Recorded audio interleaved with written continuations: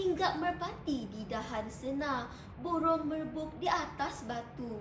Buku ditatap penuh makna, mari dikupas satu persatu.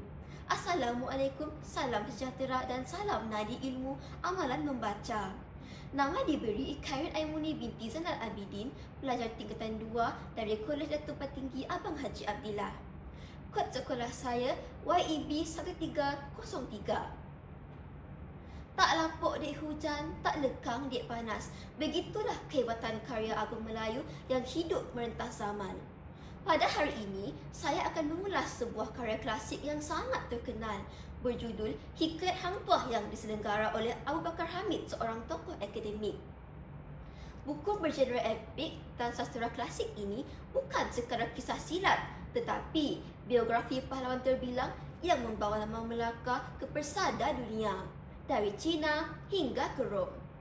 Ia bermula dengan persahabatan 5 saudara, Hang Tuah, Hang Jebat, Hang Lekir, Hang Lekiu dan Hang Kasturi. Namun, langit tidak selalunya cerah. Fitnah dan hasad dengki telah memisahkan mereka.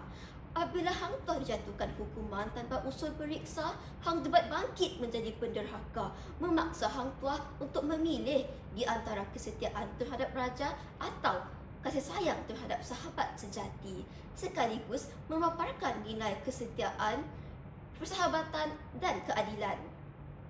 Pada masa yang sama, hikayat ini turut menyelitkan nilai keberanian melalui watak Hang Tuah yang berani mempertahankan negara, menjadi utusan ke negara luar serta rela ditanam hidup sebagai jasa terakhirnya terhadap Melaka. Apa yang membuatkan buku ini begitu istimewa ialah konflik pemikirannya yang masih relevan hingga hari ini. Pembaca akan tertanya-tanya, adakah kesetiaan terhadap pemerintah lebih penting daripada menegakkan keadilan?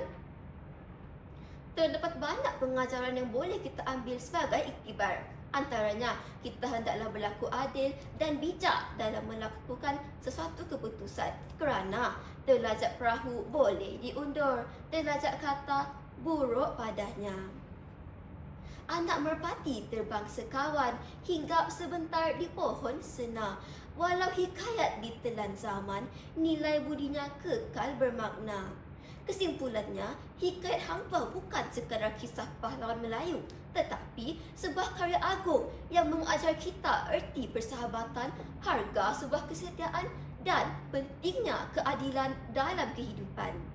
Sekian, wabillahi taufik wal hidayah. Wassalamualaikum warahmatullahi wabarakatuh.